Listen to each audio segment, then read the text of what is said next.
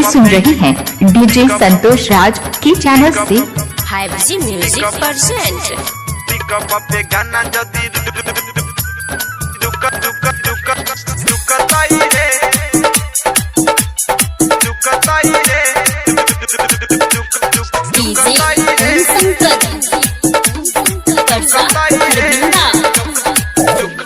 Pickup पे गाना जदी रुकतई रे तो पता नहीं कते का डीजे फुटतई रे। पिकअप पे गाना जदी रुकतई रे तो पता नहीं कते का डीजे फुटतई रे। हाँ लाठी फराठी फाइटे मुक्के, लाठी फराठी फाइटे मुक्के, छोड़ा या पारे डरा के कुटतई रे।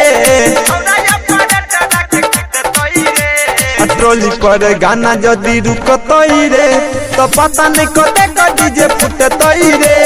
पिकअप पे गाना जदी रुकतई रे तो पता नहीं कते का डीजे फुटतई रे। डीजे संतोष राज, डीजे संतोष राज, डीजे संतोष राज, बोझी पुनर्वास, बोझी पुनर्वास।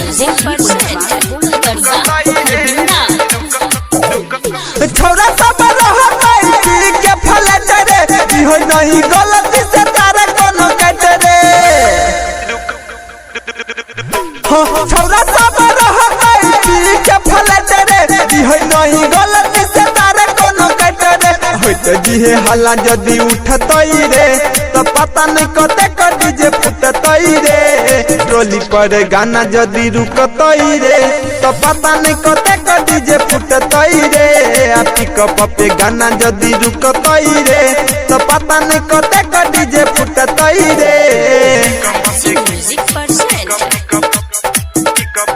डीजे संतोष राज, डीजे संतोष राज, डीजे संतोष, बोझी पुनर्वास, बोझी पुनर्वास, बोझी पुनर्वास। छिए मत करिए गल है बियाह छे, छोरा छोरी मोगी सब नाचे में बताह छे।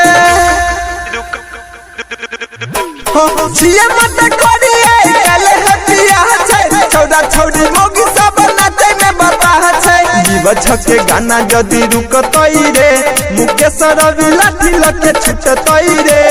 ट्रोली पर गाना जदी रुकतई रे तो पता नहीं कते का डीजे फुटतई रे। पिकअप पे गाना जदी रुकतई रे तो पता नहीं कते का डीजे फुटतई रे। डीजे संतोष राज, डीजे संतोष राज, डीजे संतोष राज, डीजे संतोष राज।